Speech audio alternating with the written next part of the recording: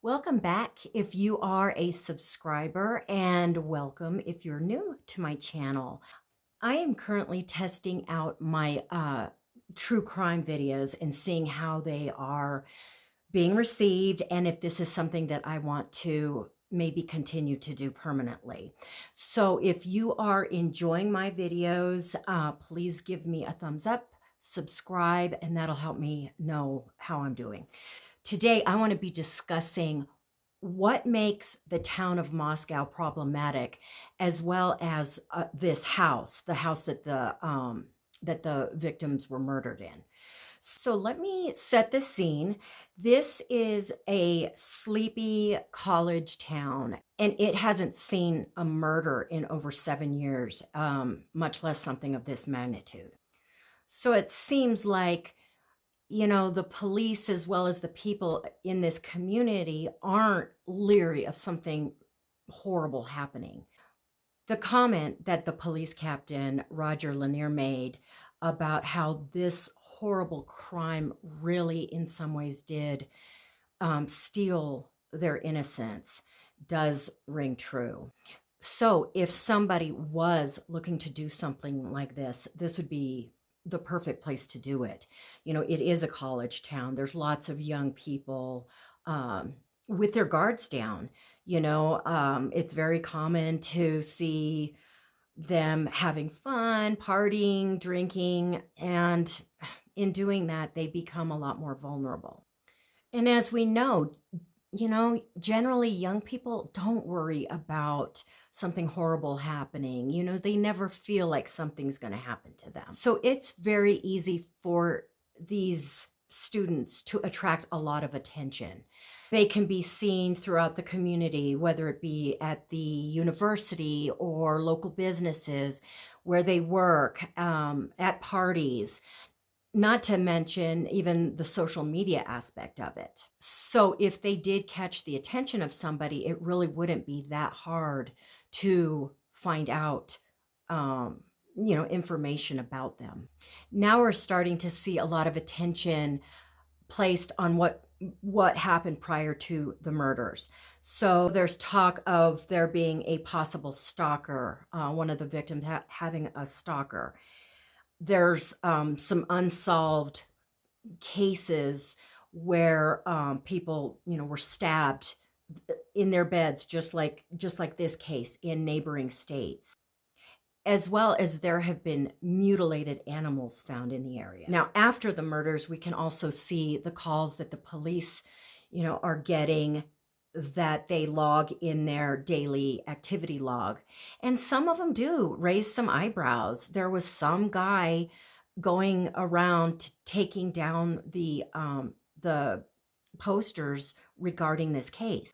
There's quite a few others of, it sounds strange, but unless you're really monitoring those logs every day, who knows, how strange they really are. But to us, it sounds strange because everybody's on high alert. And a lot of calls probably are because the people in Moscow are on edge. So they might think they hear something or see something or whatever. So they are reporting more of that kind of activity. Another big factor, I think, at play here is that the university is very, very, very critical to the town of Moscow's economy. And the last thing they need is all of this attention being brought on them. As I mentioned in my other video, the mayor was really trying to push the narrative that this was an isolated case and that the town and the community were safe. So in my opinion, they are really playing fast and loose with the safety of this community, just so that they could preserve the image of this being a very safe rural college town that you may want to either attend or send your children to this college. So after the murders, at one point it was reported that 25 to 40% of the students have decided not to return to the university. But then a spokesperson for the university did state that they are not keeping track of of the students that are not returning back, which I kind of find that hard to believe. Not having those students physically back in that town is really going to have a negative effect on all of the businesses. So let's move on to the house and why I feel that it's problematic. Now, as I mentioned in a previous video, the house, the first floor was actually the original house, and then they built on the second and then the third floors. Now, this house is perfect for, for college students because it was, very spacious, and each level had 2 bedrooms and 1 bath. So 6 college students could very comfortably live here. The problem, however, is the actual setting of the house.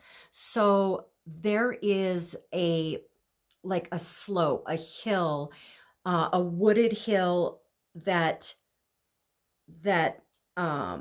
is right outside the back, the back of the house. And the house is set a little bit lower, and then this hill goes up, and then there's a parking lot above that. So anybody could be sitting, in this area and have a complete view of the second as well as the third floors, because there are those windows there, and then they can see right into the house. So you might think that in order to commit these crimes, you would have to know the layout of the house and possibly even have been in the house, which is true. I mean, the killer could have definitely been in that house before, so he knew where everybody was. But let's say you never were in that house, but you were watching the house in that wooded area. You could definitely get a good idea of, the layout of both that second and third floor. Now, the first floor, no, you wouldn't, but it's interesting that the victims were on the second and third floor. This house was rented out to 5 females. And again, this is probably very, very common in a college town. But if somebody was watching this house and those girls, they're going to feel a lot more comfortable knowing that just women live in the house, and they're less likely to confront a male. Now, Ethan was in the house that night, but he did not live there. Even though the girls did have quite a few safety measures in place, they still were very, very trusting with their friends, and they would have gatherings where they would invite their friends and friends of friends. The front house did appear to be very secure, but they had one of those codes, a pad thing where you would punch in a code in order to get in through that door. And they would trust their friends and give them that code. So who's to say it wasn't passed on to somebody that maybe it shouldn't have been? It was also mentioned that people and friends were told, if you can't get in through the front door, then go ahead and go around back through the sliding door on that second floor, because it generally was left unlocked. Also, there's a window right above in the kitchen, and apparently that was broken, and so that was also not secured. Then on the third floor, you've got the girls, where the other girls, Maddie and Kaylee, were sleeping, and then they had sliding doors to a balcony. And if their doors were unlocked, then that would be yet another access point. Now, Moscow, Idaho is not the only place that really needs to learn from this. I mean, I bet you there's a lot of small towns where people just aren't used to this kind of violence, but they are vulnerable. So I hope you enjoyed this video. Please like, subscribe, and please be safe, and I hope you have a great day.